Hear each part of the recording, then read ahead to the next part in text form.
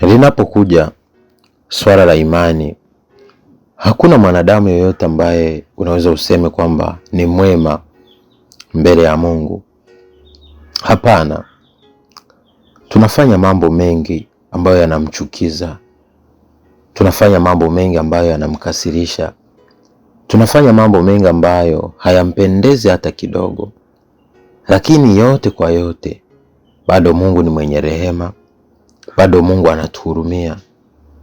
Najua ukipiga picha ya mambo mabaya ambayo umeshawahi kuyatenda kwenye maisha yako, unasema wenda labda ningestahili kuwa sipo.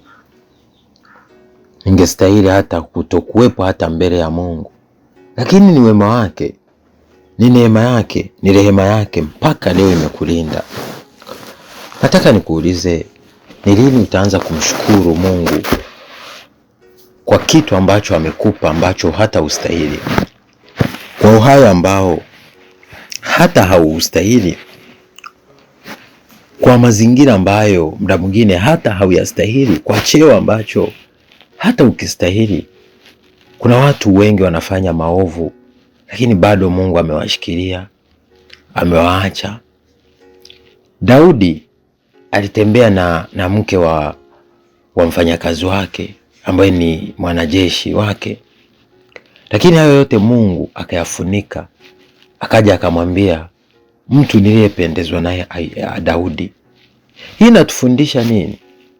Kuna wakati lazima tutafute kumfurahisha Mungu. Mungu huwezi ukamfurahisha kwa kusema kwamba mimi ni mwema sana, hapana. Ila kwa kuanza kufuata sheria zake, kuanza kuomba rehema kila wakati, kuanza kumwimbia, kuanza kumwamini hata kama unapitia magumu, kutokuwa na moyo wa kukata tamaa hata kama inafaa ukate tamaa, kutokuwa na wakati wa kumchukia Mungu hata kama unahisi kama haiko fair na mambo hayaeleweki kwenye maisha yako. Watu wengi ambao tumejikuta Mungu hawi marafiki zetu ni wale ambao sisi tunapofanya ubaya huwa hatuko tayari kumwomba Mungu rehema na kumlilia Mungu atusamehe. Lakini sisi tunapopitia magumu, mabaya, changamoto, tunakuwa ni wa kwanza kulaumu. Sasa Mungu anajiuliza, kwa nini hao watu wananikosea alafu hawaombi msamaha? Mimi nawaacha tu, jua nawapa, mvua nawapa, nyumba nawapa, biashara nawapa, hali ya hewa nawapa. Si wanyimi, sitengenezi giza muda wote, jua wanapata na mvua pia wanapata. Lakini watu wale kwa nini wanapopata changamoto kidogo hawanishukuru? Wananilaumu, wananihukumu, wananikimbia, wananiasi, wanafanya vitu visivyofaa.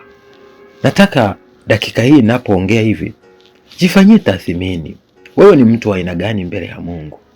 Ni mtu ambaye unataka uje umpendeze Mungu, au ni mtu ambaye utahitaji kila wakati wewe unamlaumu? Ni mtu ambaye unahitaji Mungu aonekane kwenye maisha yako, au ni mtu ambaye umeshachoka sababu unahitaji uende njia zako? Lakini njia ya mwanadamu si njia ya Mungu. Mapenzi ya mwanadamu si mapenzi ya Mungu. Mawazo ya Mungu yako juu ya mawazo yote. Leo mwamini Mungu bila kujali unapitia nini, na kwa hakika Mungu ameshaandaa mambo makubwa kwenye maisha yako. Naitwa Apostle Johannes John. Nawapenda sana. God bless you.